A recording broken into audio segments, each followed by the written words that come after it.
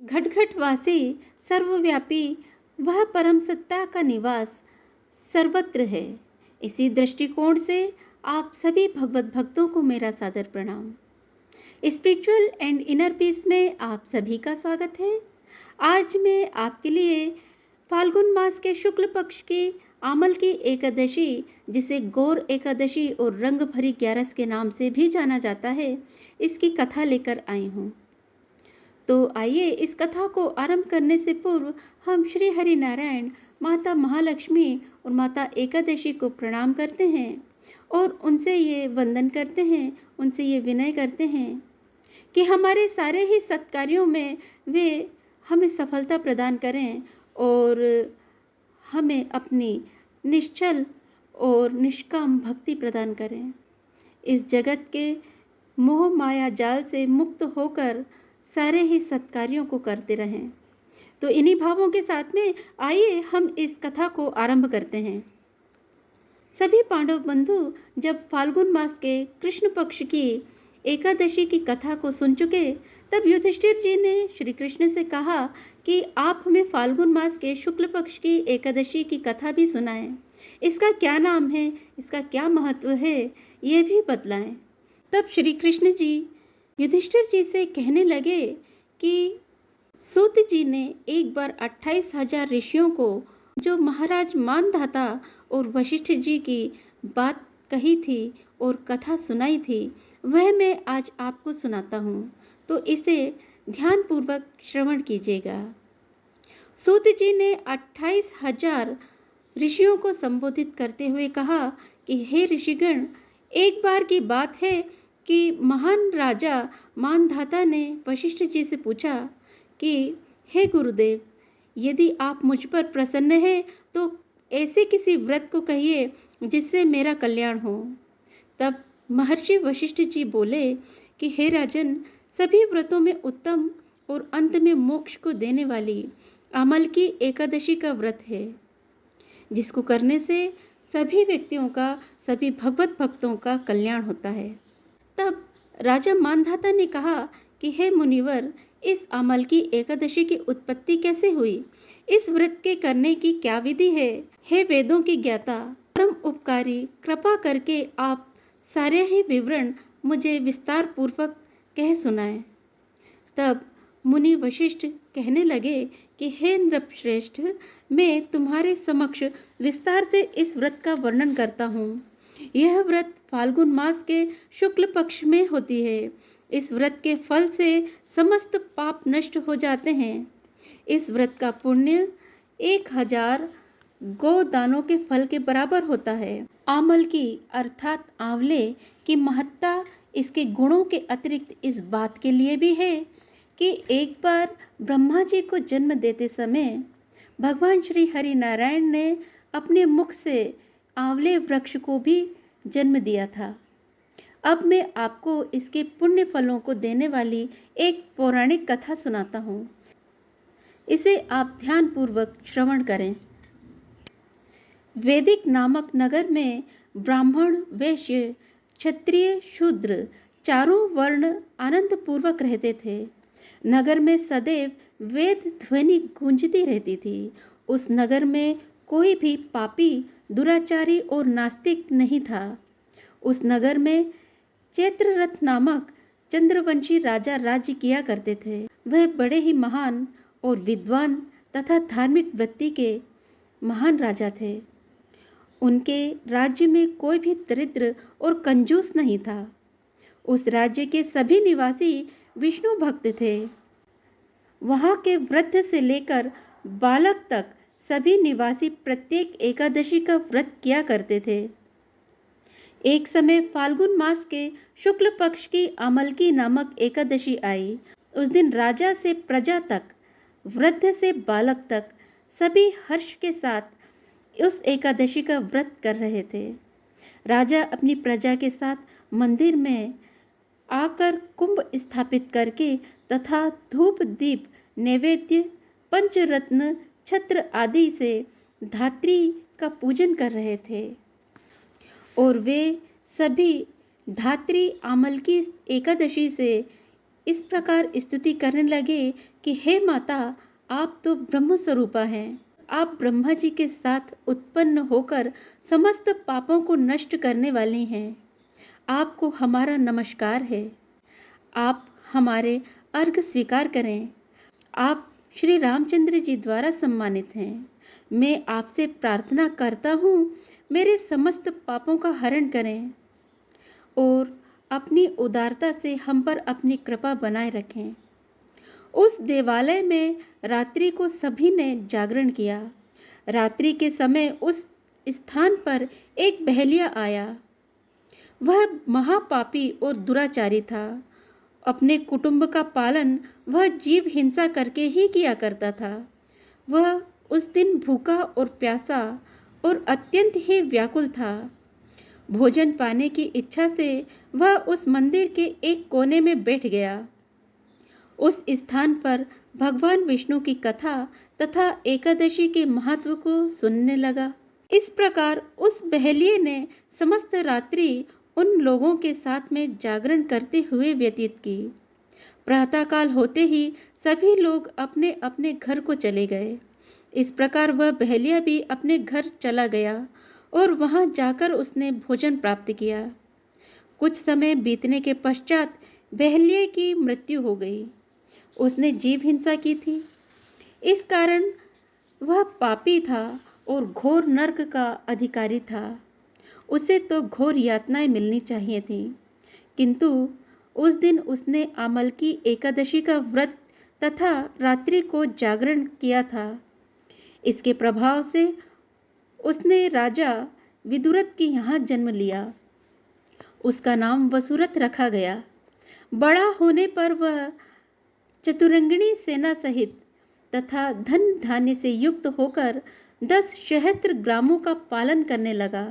वह तेज में सूर्य के समान, कांति में चंद्रमा के समान, वीरता में भगवान विष्णु के समान और क्षमा में पृथ्वी के समान था। वह अत्यंत धार्मिक, सत्यवादी, कर्मवीर और विष्णु भक्त था। वह प्रजा का समान भाव से पालन किया करता। दान देना उसका नित्य का कर्म था। एक दिन राजा वसुरथ वन भ्रमण को गए हुए थे। देव योग से वन में वह रास्ता भटक गए और दिशा का ज्ञान न होने के कारण उसी वन में एक वृक्ष के नीचे सो गए। उसी समय वन में रहने वाले डाकू वहां आए और राजा को अकेला देखकर मारो मारो का उच्चारण करते हुए राजा वसुरथ की ओर दौड़ने लगे। वह डाकू कहने लगे कि इस दुष्ट राजा ने हमारे माता पिता, पुत्र पौत्र आदि सभी संबंधियों को मारा है तथा देश से निकाल दिया है। अब हमें इसे मारकर अपने अपमान का बदला लेना चाहिए। ऐसा कहते हुए वह डाकू उस राजा को मारने लगे और उस पर अस्त्र शस्त्र का प्रहार करने लगे। उनके अस्त्र शस्त्र राजा के शरीर पर गिरने लगे, परंतु उसके पुण्य कर्मों के प्रभाव से उन शस्त्रों का उस राजा पर कोई भी दुष्प्रभाव नहीं पड़ा। वे शस्त्र गिरते और नष्ट हो जाते। राजा को तो वह शस्त्र पुष्पों के समान प्रतीत हो रहे थे। कुछ देर के बाद विधाता की करनी ऐसी हुई कि डाकुओं के शस्त्र खत्म हो गए। उल्टा अन्य लोग जो राजा को ढूंढते हुए आ रहे थे, उनके शस्त्रों का प्रहार उन डाकुओं को सहन करना पड़ा, जिससे वे मूर्छित हो गए। उसी समय राजा के शरीर से एक दिव्य देवी प्रकट हुई। वह देवी अत्यंत ही सुंदर थी और सुंदर वस्त्र तथा आभूषणों से अलंकृत थी। उनकी भ्रुकुटी टेढ़ी थी। उनकी आंखों से लाल अंगारों की तरह तेज निकल रहा था। वह उस समय काल के समान प्रतीत हो रही थी। उन देवी ने देखते ही देखते उन डाकुओं का वध कर दिया। जब राजा की मूर्छा टूटी तो उसने उन डाकुओं को मृत पाया और वह ये विचार करने लगा कि न जाने इन दस्युओं को किसने मारा होगा। मेरा इस वन में कौन हितैषी हो सकता है जब राजा वसुरथ ऐसा विचार कर रहे थे, तभी आकाशवाणी हुई कि हे राजन, इस संपूर्ण विश्व में भगवान विष्णु के अतिरिक्त रक्षा करने वाला और कौन हो सकता है। इस आकाशवाणी को सुनकर राजा ने भगवान विष्णु को प्रणाम किया। उनका कोटि कोटि धन्यवाद वह करने लगा। फिर अपने नगर को वापस आ गया और सुखपूर्वक राज्य करने लगा। भगवान विष्णु का वह भक्त तो था ही, परंतु आज उसके उदाहरण को देखकर न केवल उसकी नगरी, उसके पालन किए जा रहे सारे ही ग्राम, अपितु आसपास के राज्य भी भगवान विष्णु की आराधना, एकादशी के व्रत का पालन आदि करने में तत्पर हो गए। महर्षि वशिष्ठ बोलने लगे कि हे राजन, यह सब अमल की एकादशी के व्रत का प्रभाव था। जो मनुष्य एक भी अमल की एकादशी का व्रत करता है, वह प्रत्येक कार्य में सफल होता है और अंत में विष्णु धाम को प्राप्त करता है और उस परमानंद में लीन हो जाता है। कथा का सार यही है कि भगवान विष्णु की शक्ति हमारे सभी संकटों को काटती है। यह मनुष्य की ही नहीं, देवी देवताओं की भी रक्षा करने में पूर्णतया समर्थ है। इसी शक्ति के बल से भगवान विष्णु ने मधुकेटभ नामक दैत्यों का संहार किया था। इसी शक्ति ने उत्पन्ना एकादशी बनकर मुर दैत्य का वध किया था और देवी देवताओं को सुखी किया था, उनकी रक्षा की थी। केवल एक बार अमल की एकादशी का व्रत करने वाले बहलिये को जन्म जन्मांतर तक भगवान विष्णु की कृपा और उनकी भक्ति प्राप्त हुई और इस भक्ति के प्रभाव से उसे विष्णु धाम प्राप्त हुआ। तो यह थी अमल की एकादशी व्रत की कथा और महात्मा। आज के लिए केवल इतना ही। इसके आगे हम फिर किसी अन्य वीडियो में फिर मिलेंगे, किसी अन्य कथा को लेकर। इस कथा को कहते समय यदि मुझसे कहीं कोई भूल हो गई है, कोई चूक हो गई है, या फिर आपको किसी भी प्रकार की कोई असुविधा पहुंची है, तो आप सभी मुझे क्षमा करें। मैं आपसे करबद्ध क्षमा प्रार्थी हूँ। और यदि आपको मेरा ये चैनल पसंद आता है तो इसे आप लाइक करें, शेयर करें, सब्सक्राइब करें और साथ ही बेल आइकन को प्रेस करके ऑल पर क्लिक करना ना भूलें, जिससे हमारे सारे ही नोटिफिकेशंस आपको समय पर उपलब्ध हो सकें। तो आज के लिए केवल इतना ही। हम जाने से पूर्व पुनः उन शांत, सुखदायी, आनंददायी, चतुर्भुज रूप श्री हरि नारायण को प्रणाम करते हैं, माता महालक्ष्मी को प्रणाम करते हैं और उनसे यह कहते हैं कि ना केवल हमारे हृदय में, हमारे भावों में, अपितु हमारे सर्वस्व में वह वास करें। अपनी भक्ति, अपनी शक्ति, अपनी दया, अपनी रक्षा हमें प्रदान करें।